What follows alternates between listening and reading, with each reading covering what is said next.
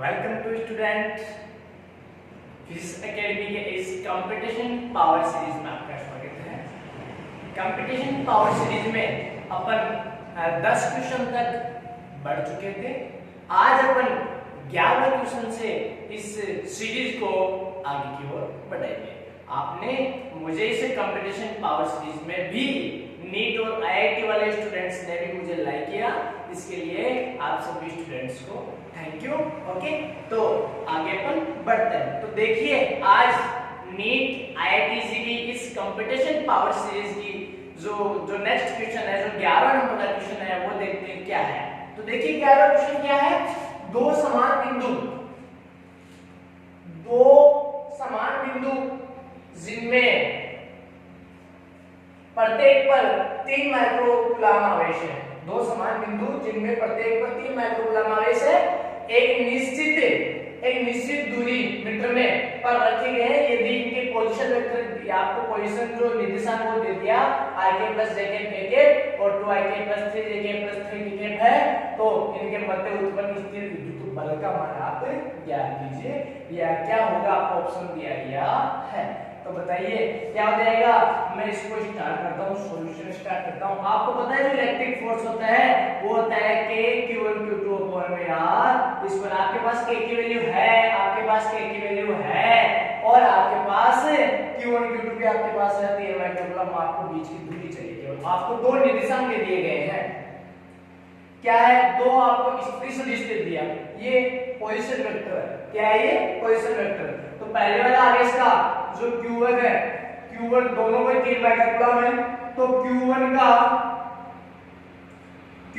जो स्थिति सदिश है, वो q1 का स्थिति सदिश क्या हो गया, r1 = ik + jk + kk। और q2 का क्या हो जाएगा, q2 का जो स्थिति सदिश है वो क्या हो जाएगा, r2 = 2ik + 3jk + 3kk। ये दो स्थिति सदिश आपको दे दिया गया है। ठीक है, अब आपको इन दोनों के बीच की दूरी निकालनी है। आपको इन दोनों के बीच की दूरी निकालनी है, दोनों के मध्य का विस्थापन निकालना है। तो आपको पता है विस्थापन सदिश होता है, वो होता है अंतिम स्थिति माइनस प्रारंभिक स्थिति।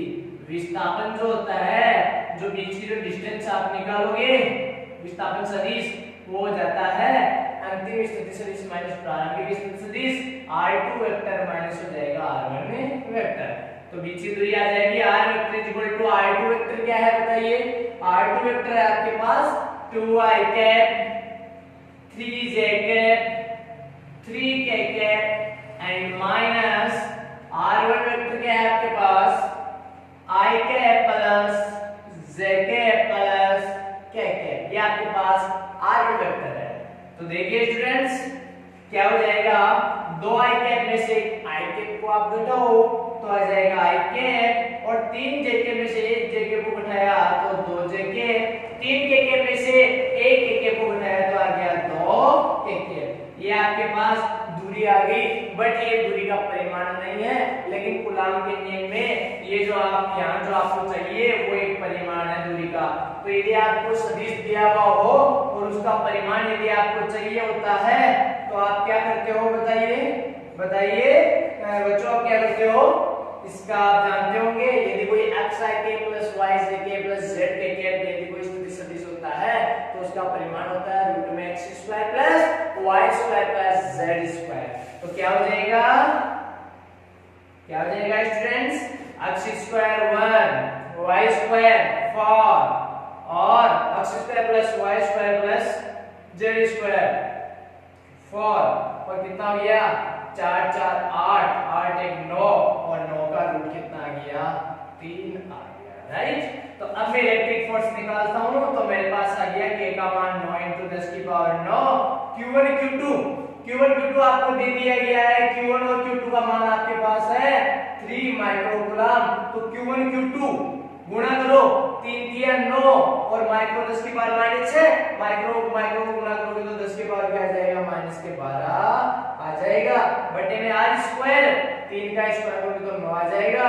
9 से 9 कैंसिल हो गया और क्या आ गया बताइए electric force is equal to 9 और 10 की पावर -12 में से 9 घटा दो 10 की पावर -3 न्यूटन आ जाएगा। बताइए स्टूडेंट्स कौन सा ऑप्शन है? ऑप्शन फर्स्ट 9 × 10 की पावर 3 न्यूटन है, सेकंड 9 × 10 की पावर -3 न्यूटन है। तो ये अपने पास ऑप्शन आ गया 9 × 10 की power -3 Newton. Okay, IIT JEE का क्वेश्चन है, आईआईटी जी में ये क्वेश्चन पूछा हुआ है, तो आप ढंग से इस क्वेश्चन को क्लियर कीजिएगा। नेक्स्ट आगे हम क्वेश्चन पढ़ते हैं। ये आपकी कोई प्रॉब्लम नहीं होगी, प्रॉब्लम हो तो आप इस कंपटीशन पावर सीरीज की जो कमेंट्स है उस पर जाकर आप रिप्लाई कर सकते हो। नेक्स्ट आपका क्वेश्चन है 12वां क्वेश्चन। एक साबुन के बुलबुले को ऋणावेश दिया जा रहा है, तो उसकी त्रिज्या क्या हो जाएगी? उसकी त्रिज्या कम हो जाएगी, ऑप्शन में कम हो जाएगी, बढ़ जाएगी, अपरिवर्तित रहेगी, कुछ कहा नहीं जा सकता। एक साबुन का बुलबुला है, उसे आप क्या दे रहे हो? नेगेटिव चार्ज दे रहे हो। आप क्या दे रहे हो उसे? आप नेगेटिव चार्ज। ये दिया आपने नेगेटिव चार्ज। तो मैं आपको एक बात बता दूं कि नेगेटिव चार्ज दिया जाएगा तो नेगेटिव चार्ज के बीच में क्या होगा? प्रतिकर्षण होगा, और प्रतिकर्षण होगा नेगेटिव चार्ज जितनी हो सके उतनी दूर रहना चाहते हैं, जितनी हो सके उतनी दूर रहना चाहते हैं। तो इन जो ये नेगेटिव चार्ज है इनके बीच में प्रतिकर्षण होगा तो इसकी जो त्रिज्या है वो क्या हो जाएगी? बढ़ जाती है। क्या हो जाती है? बढ़ जाती है। तो साबुन के बुलबुले को ऋणावेश दे दो चाहे धनावेश दे दो, ऐसा है आप क्या कर सकते हो? इसे चाहे धनावेश दे दो चाहे आप ऋणावेश दे दो, इस धनावेश से प्रतिकर्षण होगा तो इसकी त्रिज्या हो जाएगी, वो क्या हो जाएगी? बढ़ जाएगी। क्लियर है? तो चाहे नेगेटिव चार्ज दो चाहे पॉजिटिव चार्ज दो, त्रिज्या क्या हो जाती है? बढ़ जाती है। नेक्स्ट अपना 13वां क्वेश्चन है। देखिए चित्रानुसार 4 आवेशों को वर्ग ABCD के कोणों पर रखा गया। एक वर्ग है ABCD, मैं यहाँ पर दिखा दूं, आप ध्यान रखना, स्क्रीनशॉट जरूर ले लेना। ओके, तो एक वर्ग ले लिया, ये रहा एक वर्ग, ये रहा वर्ग ABCD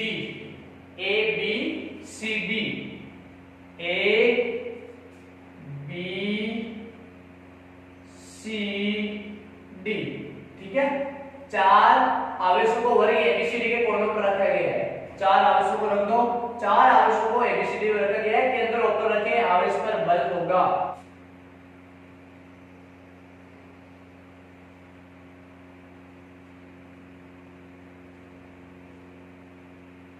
हाँ, तो देखिए अपने पास क्या है? क्वेश्चन नंबर 13 क्या है? Question number 13, next question number 13, चित्रानुसार 4 आवेशों को वर्ग ABCD के कोणों पर रखा गया है। चित्रानुसार 4 आवेशों को वर्ग ABCD के कोणों पर रखा गया है। देखो इधर ये रहा ABCD और 4 आवेशों को अपने रख दिया है Q, 2Q, Q और -2Q, इस प्रकार से रखा गया है। तो केंद्र ऊपर रखे आवेश पर आपको बल निकालना है। केंद्र वो ये रहा और यहाँ पर कोई चार्ज रखा गया है और इस चार्ज पर आपको क्या निकालना है? जैसे मैंने कोई चार्ज रख दिया, क्यों रख दिया? इस पर मुझे ये बताना है कि जो बल होगा वो क्या होगा? केंद्र ऊपर रखे आवेश पर बल क्या होगा? शून्य होगा, या विकिरण AC के अनुदिश होगा, या विकिरण BD के अनुदिश होगा, या विकिरण AB के लंबवत होगा, ये अपन को बताना है। तो देखिए आप इधर ये पॉजिटिव, आपको पता है इस पर A के कारण भी लगेगा, B के कारण भी लगेगा, C के कारण भी लगेगा, D के कारण भी क्या होगा? बल लगेगा। ऐसे इस क्वेश्चन को क्लियर कर लेते हैं। देखिए आप A पॉजिटिव चार्ज है और ये भी क्या है? पॉजिटिव चार्ज है। इस ये पॉजिटिव चार्ज इसको क्या लगाएगा? धक्का लगाएगा, इधर ऐसे लगाएगा। देखिए इधर A, इस पर जो बल लगेगा उसकी डायरेक्शन ऐसे होगी, ये डायरेक्शन ये ऐसे होगी, ये F A के कारण बल। C पर पॉजिटिव चार्ज है, C से ऐसे धक्का लगाएगा, ऊपर C ऐसे लगाएगा, ऊपर C ऐसे लगा रहा है। ओके, C का जो है ये वर्ग है तो वर्ग की भुजा क्या है? सेम है। तो जो A ऊपर लगा रहा है वो ये दूरी भी सेम है, C ऊपर लगा रहा है ये दूरी भी सेम है। तो FC बताइए मुझे आप कि है ना, ये FC बल है ना, वो FC बल है, वो FA बल के क्या होगा? बराबर तो होगा। बराबर क्यों होगा? क्योंकि देख लीजिए आप दूरी सेम है, चार्ज भी वो के वही है। तो एक तो इधर बल है, एक इधर बल है, तो ये बल तो आपस में क्या हो जाएंगे? कैंसिल हो जाएंगे। FC व FA निरस्त हो जाएंगे। ये जो एफ सी व एफ ए निरस्त हो जाएंगे। आप वापस से देखिए अंदर, ये ए है, ये ऊपर एक चार्ज है, तो ये ए इसको ऐसे धक्का लगाएगा, एफ ए ऐसे लगा रहा है, एफ ए की डायरेक्शन दिखा दी। एफ सी पॉजिटिव चार्ज को धक्का लगाएगा, एफ सी से ऊपर क्यों रहेगा, एफ ए नीचे क्यों रहेगा, दोनों का परिमाण सेम होगा, दोनों कैंसिल हो जाएंगे। ठीक है, चार चार्ज इस O वाले चार्ज पे बल लगा रहे थे, उनमें से दो वाले तो क्या हो गए, कैंसिल हो गए। बाकी दो कौन से बचे, एक तो होता बी वाला, एक बचा डी वाला। तो बी वाला इसके ऊपर क्या लगाएगा, धक्का लगाएगा, तो बी के कारण डायरेक्शन हो जाएगी ये एफ बी, ये डायरेक्शन हो जाएगी। ठीक है, फिर ये वाला डी वाला नेगेटिव चार्ज है, तो इस चार्ज को क्या लगाएगा, इस चार्ज को क्या करेगा, धक्का लगाएगा, नेगेटिव चार्ज इसको खींचेगा और एफ बी की डायरेक्शन भी किधर आ जाएगी, इधर ही आ जाएगी। तो बताइए, चार में से दो तो कैंसिल हो गए थे, और इन दोनों के कारण बी के और डी के कारण जो बल की दिशा वो किधर है, डी की ओर ही है। किधर है, डी की ओर ही है। तो कौन सा ऑप्शन सही होगा, विकिरण बीडी के अनुदिश। विकिरण बीडी के अनुदिश क्या है, बल की दिशा है। समझ में आ गया होगा। जो चार्ज है इसके कारण मूल बिंदु पर जो चार्ज है उस पर आपको बल की दिशा पूछी है, तो चार में से ए और सी के सी वाले जो फोर्स है वो तो आपस में निरस्त हो जाएंगे, और बी और डी वाले फोर्स है वो टोटल ए की दिशा में है, जिसकी दिशा है बीडी। तो केवल क्या हुआ, टोटल बल क्या हुआ, बीडी की दिशा में हो गया। किधर हो गया, बीडी की दिशा में। तो ये आपका हो गया क्वेश्चन नंबर 13। नेक्स्ट है क्वेश्चन नंबर 14। हाँ, जो नेक्स्ट क्वेश्चन है वो है 14 क्वेश्चन। 13 क्वेश्चन अपने कंप्लीट हो गए। तो 14 क्वेश्चन है वो देखिए क्या है, एक वर्ग के विपरीत कोणों पर प्रत्येक पर क्यों आवेश रखा गया है। एक वर्ग लेते हैं अपन, देखिए एक वर्ग ले लिया, ये ले लिया अपने, एक वर्ग ले लिया, ओके। इस वर्ग के विपरीत कोणों पर एक बार तो क्यू ले लिया विपरीत कोणों पर, और एक पर स्मॉल क्यू और स्मॉल क्यू। इसको अपन ने दे दिया, यदि क्यू पर परिणामी विद्युत बल है वो शून्य हो तो क्यू बटा स्मॉल क्यू का मान क्या होगा, एक तो स्मॉल क्यू ले लिया, एक विपरीत पर क्या ले लिया अपने, कैपिटल क्यू ले लिया, और इसको मैंने दे दिया ए बी सी डी। ये मैंने वर्ग में दिया, क्या दे दिया, A B C D, okay right. और इसकी भुजा पे कुछ भी स्मॉल ए मान लूंगा। तो देखिए आप, यदि क्यू पर परिणामी बल, क्यू कौन सा, या तो बी वाला ले लो या फिर डी वाला ले लो। यदि क्यू पर जो परिणामी बल है वो शून्य हो तो क्यू बटा स्मॉल क्यू का मान क्या है कीजिए। देखिए आराम से किया, कोई सा भी एक क्यू ले लो आप। पहले आपको क्वेश्चन समझ में आ गया कि एक वर्ग है, उसके विपरीत कोणों पर एक पर तो कैपिटल क्यू है और दूसरे विपरीत कोणों पर स्मॉल क्यू है। एक कैपिटल क्यू ले लिया आपने, कोई सा ले लिया, तो ये वाला या ये वाला, इस कैपिटल क्यू पर टोटल परिणामी बल वो शून्य है, तो कैपिटल क्यू बटा स्मॉल क्यू का मान क्या होगा, आपको ऑप्शन दिया हुआ है। तो बताइए, मैंने यहाँ पर एक क्यू ले लिया, ये ले लिया मैंने क्यू, बी वाला क्यू ले लिया, तो इस क्यू पर कितने बल लगाते हैं, ये भी लगाएगा, ये भी लगाएगा, ये भी लगाएगा। इस क्यू पर ये सब क्या लगाएंगे, बल लगाएंगे। इस क्यू पर ये सब क्या लगाएंगे, ए भी लगाएगा, सी भी लगाएगा, और क्या होगा, डी भी लगाएगा। तो लगने वाला टोटल बल कितना है, 0 है एक क्यू पर। तो पहले मैं बात लेता हूं कि बी पर स्थित आवेश क्यू पर कुल बल बताइए। दर्पण के सिद्धांत से सदिश होता है, तो ए बी लगा रहा है, एफ ए, कुल बल क्या हो जाएगा, ए बी लगा रहा है, मैंने कुल बल को दे दिया एफ, बी पर कुल बल दे दिया मैंने, एफ बी बराबर ए बी लगा रहा है, सी भी लगा रहा है, डी भी लगा रहा है, लगा रहा है बी पर, ए भी लगा रहा है, सी भी लगा रहा है, डी भी लगा रहा है, तीनों को लगा रहे, तीनों कर दिया मैंने, तीनों को योग कर दिया। एफ बी क्या है, बी पर लगने वाला कुल बल, बी पर लगने वाला कुल बल। अब एक कंडीशन और दे दिया आपको कि एफ बी है ना, बी पर लगने वाला कुल बल है ना वो 0 है, आपको दे दिया क्वेश्चन में। तो बताइए F A plus F C plus F D equal to क्या आ गया आपके पास, क्या आ गया आपके पास 0 आ गया। तो अब नेक्स्ट देखिए आप, मैं ऐसे कर सकता हूं, ये a से लगाएगा, c a से लगाएगा, f a plus f c is equal to minus f d कर दूं क्या? बताइए कोई problem? f a plus f c f d इधर ले आऊं क्या? f d को इधर ले आया, माइनस में आ गया। ओके, f a और f c का जो परिमाण होगा वो कितना हो जाएगा?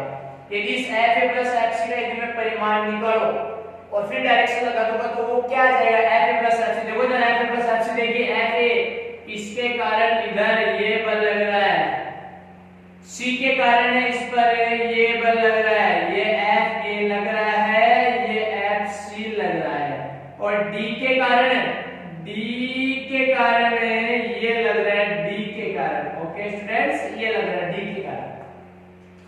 f a इधर f c इधर, मैं इन दोनों का योग नहीं कर सकता, ऐसे सदिश योग नहीं कर सकता। मैंने क्या किया, इस f a और f c का परिमाण निकालूंगा। तो f a f c का परिमाण कैसे निकालोगे? दो बल 90 डिग्री पर हो तो परिमाण क्या होता है? दो बल f1 f2 90 डिग्री पर आपस में f1 square plus f2 square, दो f1 f2 cos थीटा का रूट। वैसे इन दोनों बलों का मैं परिमाण निकालूं तो परिमाण क्या आ जाएगा मेरे पास? f a square plus f c square plus 2f a f c cos, दोनों के बीच में एंगल कितना है? 90 डिग्री है, 90। ये दोनों का परिमाण आ गया। इसका परिमाण क्या चलेगा? माइनस एफ डी वेक्टर है ना, क्या है? माइनस के एफ डी वेक्टर है, तो ये इसका आ गया मेरे पास एफ डी। ऐसे एक बार इसको मैंने ऐसे कैसे रहने दिया, ऐसा ऐसे रहने दिया, ठीक है। तो बताइए यहाँ क्या हो जाएगा? cos 90 का मान तो 0 हो गया और मेरे पास आ गया, क्या आ गया? f a square f c square. f a का मान कितना है बताइए? आप डायरेक्शन में बाद में लगा दूंगा आप लोगों के, ये वेक्टर रूप है, दोनों का परिमाण आपने निकाला है। तो आप देखो इधर आपने सदिश रूप ली है, तो इधर बाईं ओर भी मैं क्या लूंगा? सदिश रूप लूंगा। मैं पहले दोनों बलों का परिमाण निकाल लूं, परिमाण निकाल के मैं वेक्टर इसलिए लगा दूंगा, ठीक है। हाँ, अब बताइए क्या हो जाएगा? f a का मान कितना है? f a, ये मान लो इसकी भुजा, आप कुछ भी ले सकते हो, इसकी भुजा मैंने a ले ली, इस वर्ग की भुजा मैंने a ले ली, और जो विकिरण है वो हो जाएगा फिर भुजा रूट 2 हो जाएगा। तो इस a के कारण b पर बल लग रहा है, तो बताइए ये बीच की दूरी a है, चार्ज एक स्मॉल q है, एक चार्ज कैपिटल q है, तो a के कारण b पर जो चार्ज है उस पर बल क्या हो जाएगा? एक स्मॉल q है, एक कैपिटल q है, बीच की दूरी a है, तो k capital q small q a square. Okay, and c के कारण स्मॉल q चार्ज है, कैपिटल q चार्ज है, बीच की दूरी a है, तो k q अपॉन में a स्क्वायर। ओके राइट, इसका भी स्क्वायर है और इसका भी स्क्वायर है। cos नंबर 0 हो गया, इज इक्वल टू क्या आ जाएगा? माइनस के fd का मान कितना है? ये रहा d के कारण, एक कैपिटल q है, दूसरा भी कैपिटल q है, तो k q स्क्वायर अपॉन में बीच की दूरी का स्क्वायर, a रूट 2 का स्क्वायर क्या हो जाएगा? रूट 2 का 2 और a का a square, 2a square. Vector को उठा दो, क्यों उठा दिया वेक्टर को? क्योंकि इस f a f c का जो परिमाण आया है इसकी दिशा और इस d की दिशा, f a f c का जो परिमाण की जो दिशा है, f a f c का जो परिणामी बल आएगा वो d की दिशा में आएगा, तो दोनों की दिशा सेम है, इसलिए दोनों के एकांश निश्चित कर जाएंगे और ये इनके परिमाण आ गए, ठीक है। तो क्या हो गया? यहाँ पर आप देखिए a स्क्वायर 2a स्क्वायर, तो रूट में मैंने क्या लिख दिया? 2, और a स्क्वायर मतलब q अपॉन में a स्क्वायर का स्क्वायर इन बटे में माइनस k³ बराबर में minus k³ square 2a square. अब देखिए आप ये स्क्वायर है और ये रूट में है, तो ये तो कट गया, ये 2 को बाहर निकालेंगे तो रूट 2 रूट में आ गया, और ये आ गया k³ अपॉन में क्या आ गया? a square is equal to minus k³ square upon में 2a स्क्वायर। तो कैसे के क्या हो गया? कट गया, और एक q से एक q भी क्या हो गया? कट गया। तो आपको क्या चाहिए? यहाँ मेरे पास मान आ गया और रूट 2 आ गया मेरे पास, और q कट गया, k कट गया, स्मॉल q आ गया, और a स्क्वायर से a स्क्वायर भी कट गया, बराबर में क्या आ गया फिर मेरे पास? बराबर में आ गया माइनस का कैपिटल Q और क्या आ गया? 2 आ गया। तो मुझे चाहिए q बटा स्मॉल q, तो 2 को तो इधर ले आओ, तो 2 रूट 2 हो जाएगा, और ये आ गया बट्टे में q, तो केवल q बट्टा q कितना हो जाएगा माइनस के 2√2। तो देखिए आंसर कौन सा है, माइनस के 2√2। इसका आंसर है वो फर्स्ट वाला है, माइनस के 2√2 इसका माना जाएगा। कोई मात्रक नहीं होगा क्योंकि चार्ज बटा चार्ज क्या हो गया, कैंसिल हो गया। आपको क्वेश्चन समझ में आ गया होगा। वापस से रिपीट कर रहा हूं मैं, एक वर्ग है और ये रहा वर्ग ABCD। इसके जो विपरीत कोने हैं, दो विपरीत कोने उसको तो कैपिटल Q है, दो विपरीत कोनों पर स्मॉल q है। जो कैपिटल Q है कोई सा भी एक कैपिटल Q, उस पर टोटल बल इज इक्वल टू 0 ये दे दिया, तो solve to capital Q upon में स्मॉल q। मैंने वर्ग को बनाया, ओके, वर्ग भुजा A है, वीकेंड A√2 हो गया। मैंने एक चार्ज ले लिया, वो कैपिटल Q जिसने दिया था कोई सा ले लिया, मैंने B वाला ले लिया। तो इसे कैपिटल Q पर तीन फोर्स लग रहे हैं, A के कारण भी लग रहा है, C के कारण भी लग रहा है, D के कारण भी लग रहा है, और तीनों के कारण टोटल बल इज इक्वल टू 0। अगले क्वेश्चन में देखिए, इसलिए A के कारण, C के कारण, D के कारण इज इक्वल टू 0। A के कारण C के कारण is equal to minus FD, और A और C का मैंने परिमाण निकाल लिया। दो बल जिसके मध्य 90 डिग्री का कोण हो तो उसका परिणामी बल क्या होता है, FA² plus FC² plus 2FAFC cos 90, बीच में 90 कोण है और जो डायरेक्शन आएगी वो FD की दिशा में आ जाएगी। तो ये लो मैंने इनका परिमाण निकाल लिया और ये चल रहा है, ये इसका परिमाण आ जाएगा FD। अब देखो FD का परिमाण आपको पता है A और B, A और B पर चार्ज, A पर Q है, कैपिटल Q है, पर स्मॉल q है, बीच में स्मॉल है, तो पूरा भी नियम से आराम से निकाल सकते हो। और इस प्रकार आपके पास आंसर आ गया कैपिटल Q बटा small q equal to minus के 2। नेक्स्ट क्वेश्चन करते हैं, क्वेश्चन नंबर 15। क्वेश्चन नंबर 15 क्या देखिए आप, किसी पिंड को ऋणावेशित किया जा सकता है। कोई भी पिंड है उसे आप नेगेटिव, उसे आप ऋणात्मक कैसे कर सकते हो, तो किसी पिंड को ऋणात्मक कर सकते हैं अपन। पहला ऑप्शन है अधिक इलेक्ट्रॉन देने से, कुछ इलेक्ट्रॉन हटा लेने से, कुछ प्रोटॉन देने से, कुछ न्यूट्रॉन उससे हटा लेने से। तो बताइए कोई भी वस्तु जो ऋणात्मक होगी वो कैसे होगी, जब उसको इलेक्ट्रॉन बहुत सारे दे दिए जाए तो इलेक्ट्रॉनों की अधिकता हो जाएगी। इलेक्ट्रॉनों पर नेगेटिव चार्ज होता है तो नेगेटिव चार्ज की अधिकता हो जाएगी, तो वस्तु ऋणावेशित हो जाएगी। तो कुछ इलेक्ट्रॉन दे देने से वस्तु क्या हो जाएगी, ऋणावेशित हो जाएगी। आंसर आपको क्या हो गया इसमें, स्मॉल आंसर हो गया। Next question number 16। समरूप विद्युत क्षेत्र E में आवेश Q को प्रेक्षित किया जाता है। एक इलेक्ट्रिक फील्ड E है, एक इलेक्ट्रिक फील्ड है, एक क्या है, एक इलेक्ट्रिक फील्ड है, और उस इलेक्ट्रिक फील्ड में एक Q आवेश को आप क्या कर रहे हो, धक्का दे दिया गया आपको। ये Q आवेश है जो यहाँ कितनी दूरी चल रहा है, प्रेक्षित किया जाता है तथा y दूरी तय कर रहा है। ये इसने कितनी दूरी तय करी, y दूरी तय करी। आपको पता है कि कोई पॉजिटिव चार्ज होता है, कोई इलेक्ट्रिक फील्ड में उसके ऊपर एक इलेक्ट्रिक फोर्स लगता है। कोई भी इलेक्ट्रिक फील्ड में किसी चार्ज को रखोगे, किसी पॉजिटिव चार्ज या नेगेटिव चार्ज किसी को भी रखोगे तो उसके ऊपर इलेक्ट्रिक फोर्स लगेगा। यदि पॉजिटिव चार्ज को रखोगे तो उसके ऊपर जो इलेक्ट्रिक फोर्स लगेगा उसकी डायरेक्शन इलेक्ट्रिक फील्ड की डायरेक्शन में होगी, और यदि आप नेगेटिव चार्ज रखोगे तो उसके ऊपर जो लगने वाला इलेक्ट्रिक फोर्स है उसकी डायरेक्शन इलेक्ट्रिक फील्ड के ऑपोजिट होगी। बताइए यहाँ पर आपने क्या रखा, पॉजिटिव चार्ज है, नेगेटिव चार्ज है, पॉजिटिव चार्ज है, इसके ऊपर एक इलेक्ट्रिक फोर्स लगेगा इलेक्ट्रिक फील्ड की डायरेक्शन में, तो इसने कितनी दूरी से की, यहाँ से देखो इलेक्ट्रिक फील्ड की डायरेक्शन में आ रही है। क्यों आ रही है, क्योंकि इस पर क्या लग रहा है, इस पर लग रहा है F बराबर QE, F बराबर क्या लग रहा है, QE लग रहा है। तो इसने y दूरी तय करी, कितनी दूरी तय करी, y दूरी तय करी। तो बताइए कार्य का मान कितना होगा, तो बताइए आप कार्य का मान कितना होगा। तो आप जानते हो अच्छी तरीके से कि वर्क इज इक्वल टू क्या होता है, वर्क इज इक्वल टू होता है फोर्स, कि कौन सा फोर्स उस पर लग रहा है। वो जो बॉडी है वो गति कर रही है तो उसके ऊपर कोई फोर्स लग रहा होगा, फोर्स इनटू डिस्प्लेसमेंट, उसका विस्थापन, उसने कितनी दूरी तय की है उसका विस्थापन। तो work is equal to force, तो कौन सा लग रहा है, फोर्स तो लग रहा है QE लग रहा है, इलेक्ट्रिक फोर्स लग रहा है, इलेक्ट्रिक फोर्स का मान है QE, और डिस्प्लेसमेंट कितना हुआ y। तो इस प्रकार से वर्क हो गया QEY, फर्स्ट ऑप्शन इसका जो आंसर है वो हो गया A, QEY। क्या हो गया, QEY, क्या हो गया, QEY। ओके स्टूडेंट,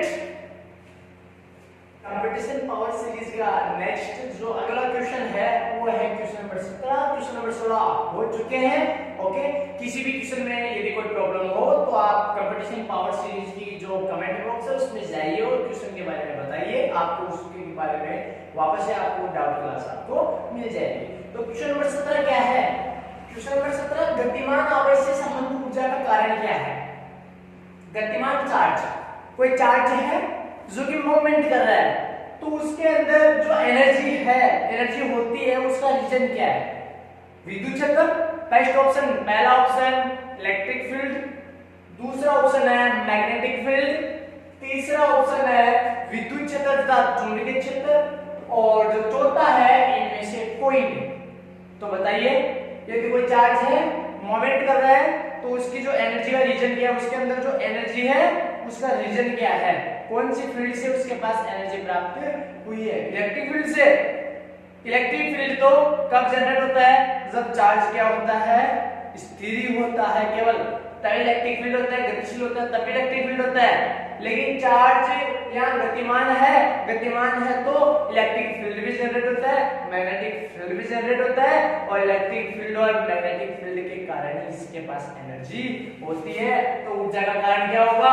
विद्युत क्षेत्र तथा चुंबकीय क्षेत्र, राइट। तो गतिमान आवेश से संबंध, गतिमान आवेश से संबंध ऊर्जा का कारण क्या है? विद्युत तथा चुंबकीय क्षेत्र दोनों के कारण इसके पास एनर्जी है। नेक्स्ट आपका क्वेश्चन नंबर 18, विद्युत क्षेत्र में जा रहे एक आवेशित कण, कोई इलेक्ट्रिक फील्ड है, उस इलेक्ट्रिक फील्ड में एक आवेशित कण जा रहा है, तो उस पर विद्युत बल लगेगा? बिल्कुल लगेगा, श्योर। वही बात बार बार रिपीट हो रही है। इलेक्ट्रिक फील्ड है E, उसमें कोई Q चार्ज है, जा रहा है, तो उस पर इलेक्ट्रिक फोर्स लगेगा F बराबर QE। ये रहा एक इलेक्ट्रिक फील्ड, ये रहा एक इलेक्ट्रिक फील्ड E, और यहाँ कोई Q चार्ज है, तो आपको पता है इस Q चार्ज पर पॉजिटिव चार्ज है, तो पॉजिटिव चार्ज पर इलेक्ट्रिक फील्ड की डायरेक्शन में ही फोर्स लगेगा F बराबर QE। F बराबर क्या लगेगा? QE लगेगा। तो फोर्स तो लगता है, तो इस फोर्स, ये जो फोर्स लग रहा है, ये जो फोर्स लगा F बराबर QE, F बराबर QE जो फोर्स लगा, इसका परिमाण क्या हुआ? QE। ये जो फोर्स लगा, इस फोर्स का परिमाण किस पर डिपेंड करता है? तो यहाँ देख लीजिए, इस फोर्स का परिमाण किस पर डिपेंड करता है? एक तो Q पर डिपेंड करेगा, आवेश के परिमाण पर डिपेंड करेगा, इलेक्ट्रिक फील्ड के परिमाण पर भी डिपेंड करेगा। इलेक्ट्रिक फील्ड ज्यादा है तो पावर भी क्या होगा? फोर्स है ना, जो फोर्स लगेगा वो भी क्या लगेगा? चार्ज पर ज्यादा लगेगा।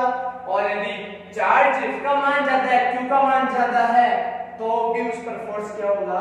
ज्यादा लगेगा। तो ऑप्शन देखिए कि मैंने तो बता दिया कि फोर्स का मान है ना, जो इलेक्ट्रिक फोर्स है उसका मैग्नीट्यूड है, depend on magnitude of charge and depend on the magnitude of electric field. आवेश के परिमाण और विद्युत क्षेत्र के परिमाण दोनों पर निर्भर करता है। तो यहाँ मैं ऑप्शन देता हूँ, कण के आवेश पर, कण के वेग पर नहीं, विद्युत क्षेत्र की दिशा पर नहीं, दिशा से कोई मतलब नहीं है। परिमाण है ना, वो दिशा पर निर्भर नहीं करता है, बल का परिमाण है ना, उसको दिशा से कोई मतलब नहीं है। कण के द्रव्यमान पर बिल्कुल नहीं। तो कौन सा बचा? कण के आवेश पर। कण के आवेश पर इलेक्ट्रिक फोर्स डिपेंड करता है, बिल्कुल right, electric force depend on magnitude of charge. ठीक है, तो फोर्स का मान आवेश पर डिपेंड कर रहा है, आवेश पर डिपेंड कर रहा है। तो आंसर क्या हो गया?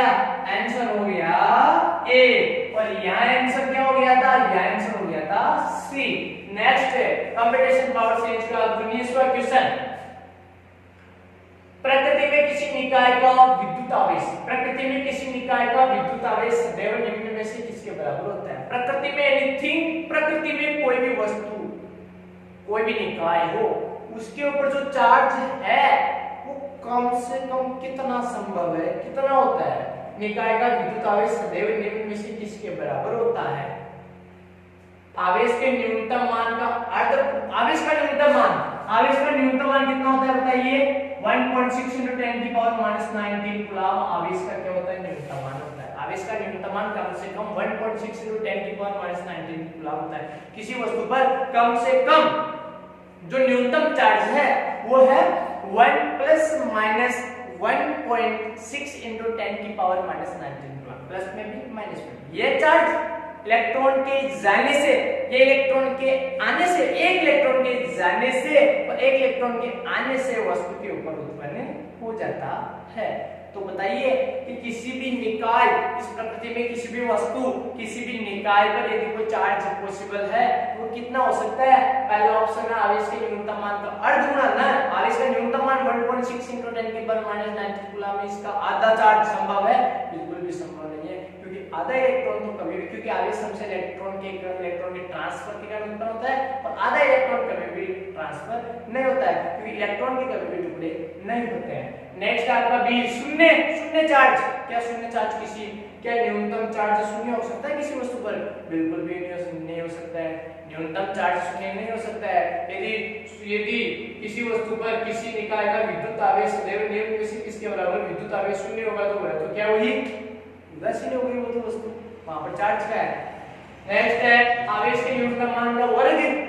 आवेश का न्यूनतम मान 1.6 × 10⁻⁹ कूलम, उसका वर्ग भी पॉसिबल नहीं है, उसका वर्ग भी पॉसिबल नहीं है।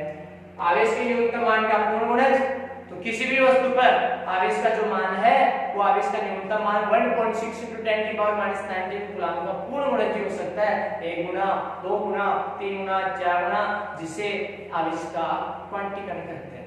ओके, तो बताइए स्टूडेंट्स, जिसे क्या कहते हैं? अपन ने एक आवेश का गुणधर्म पढ़ा था जिसका नाम था आवेश का क्वांटीकरण। आवेश के क्वांटीकरण में अपन ने क्या पढ़ा था कि किसी भी वस्तु के ऊपर जो चार्ज पॉसिबल है वो केवल न्यूनतम चार्ज इलेक्ट्रॉन के आवेश का परिमाण का पूर्ण गुणज संभव है, आधा पाव संभव नहीं है। तो पहला ऑप्शन गलत, आधा पाव। दूसरा शून्य, किसी भी वस्तु पर शून्य आवेश हो सकता है क्या? बिल्कुल नहीं हो सकता, ओके, वो तो उदासीन होगी। सी, आवेश के न्यूनतम मान का वर्ग, न्यूनतम मान का वर्ग नहीं हो सकता। न्यूनतम मान का पूर्ण गुणज, बिल्कुल पूर्ण गुणज होता है। तो आपका यहाँ आंसर आ गया D. This is very important question, okay, and depend on आवेश की क्वांटीकरण। ओके, तो next question number 20, competition power series का आज का लास्ट क्वेश्चन, क्वेश्चन नंबर 20। क्योंकि इस कंपटीशन पावर सीरीज में डेली 10 क्वेश्चन चलते हैं जो IIT-JEE एंड नीट पर आधारित होते हैं। तो आपने जो पिछला लेक्चर था उसमें आपने 10 क्वेश्चन पढ़े थे और जो आज का जो लेक्चर है उसमें लास्ट 20वां क्वेश्चन है कंपटीशन पावर सीरीज का। ओके, इस कंपटीशन पावर सीरीज को जो भी वीडियो लेक्चर देख रहे हैं, ओके, उन सभी स्टूडेंट्सों को मैं बोलता हूं, जिन्होंने पहली बार आज का वीडियो लेक्चर देखा है उनको बोल रहा हूं कि वो इस कंपटीशन पावर सीरीज जो फिजिक्स एकेडमी चैनल है उसको जरूर सब्सक्राइब करें, क्योंकि इस पर आपको भले ही अभी फिलहाल हमारे पास किसी बहुत सारे टेक्निकल कमी है, इश्यू है उसका, लेकिन समय के साथ साथ ये जो अपनी कंपटीशन पावर सीरीज है इसको बहुत ही अपन शानदार इस सीरीज को बनाएंगे। इसलिए जो भी स्टूडेंट्स जिन्होंने पहली बार इस मेरे वीडियो को देखा है वो जरूर चैनल को सब्सक्राइब करें। ओके, तो लास्ट अपना जो 20वां क्वेश्चन है वो है त्रिज्या स्मॉल r की वलय पर आवेश q एक समान रूप से वितरित है। एक इधर देखिए, एक वलय है, त्रिज्या r की वलय, एक वलय जानते हो आप, एक घेरा एक, इसके अंदर खोखला कुछ भी नहीं है, अंदर वलय है, केवल घेरा है, राउंड है, पर बीच में कुछ भी नहीं है।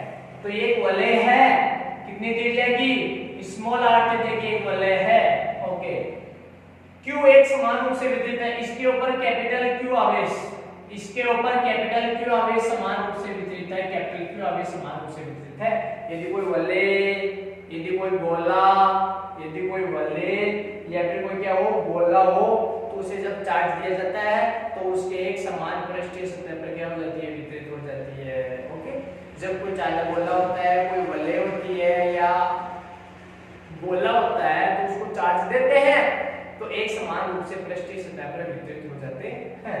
तो इसके केंद्र पर स्थित आवेश ये रहा है केंद्र, ये एक स्मॉल r त्रिज्या की वलय है, इसको कैपिटल Q चार्ज दिया तो एक समान रूप से सतह पर आ गया। ये रहा इसका केंद्र, इसके अंदर पर O केंद्र है, यहाँ मैंने एक चार्ज रख दिया। क्या इस चार्ज पर कोई बल लगेगा? क्या बल अनुभव होगा? ये आपको पहला ऑप्शन, दूसरा ऑप्शन, तीसरा ऑप्शन, चौथा ऑप्शन। यहाँ जो चार्ज रखा हुआ है क्या ये इलेक्ट्रिक फोर्स को फील करेगा, अनुभव करेगा? मैंने आपको एक पॉइंट लिखाया था इलेक्ट्रिक फील्ड में, क्या लिखाया था? किसी आवेश के चारों ओर का वह क्षेत्र, किसी आवेश के चारों ओर का वह क्षेत्र जिसमें स्थित कोई अन्य आवेश विद्युत बल का अनुभव करता है, वह क्षेत्र उस आवेश का विद्युत क्षेत्र कहलाता है। तो बताइए, जो कोई भी चार्ज इलेक्ट्रिक फोर्स को कब महसूस करता है? जब वो कहां होता है? किसी आवेश के विद्युत क्षेत्र में होता है, विद्युत क्षेत्र में। कहने का मतलब कोई भी इलेक्ट्रिक फोर्स, कोई भी आवेश इलेक्ट्रिक फोर्स को कब महसूस करता है? जब वो इलेक्ट्रिक फील्ड में हो। जब वो कहां हो? इलेक्ट्रिक फील्ड में हो। जब वो इलेक्ट्रिक फील्ड में हो तो वह विद्युत बल का अनुभव करेगा। इलेक्ट्रिक फील्ड में नहीं हो तो विद्युत बल का अनुभव नहीं करेगा। क्या यहाँ इलेक्ट्रिक फील्ड है? क्या इस एरिया में इलेक्ट्रिक फील्ड है? क्या इस एरिया में इलेक्ट्रिक फील्ड है? नहीं। क्यों नहीं है? क्योंकि चार्ज केवल यही है, इसकी सतह पर ही है, इसके अंदर कोई चार्ज नहीं है। चार्ज नहीं है तो इलेक्ट्रिक फील्ड कहां से बनेगा? और अंदर कोई इलेक्ट्रिक फील्ड नहीं है, E इक्वल टू 0। आपको पता है electric force is equal to QE। We know that electric force is equal to QE. यहाँ here E is equal to 0, electric field is equal to 0, तो force in electric force is also 0. Electric field नहीं है तो electric force भी नहीं होगा। And यहाँ answer आ गया आपके पास C, 0, क्योंकि अंदर कोई इलेक्ट्रिक फील्ड नहीं है तो कोई इलेक्ट्रिक फोर्स उस पर नहीं लगेगा। तो इस प्रकार ये आपके कम्युनिकेशन पावर सीरीज के 20 क्वेश्चन आज के खत्म हुए। Okay student.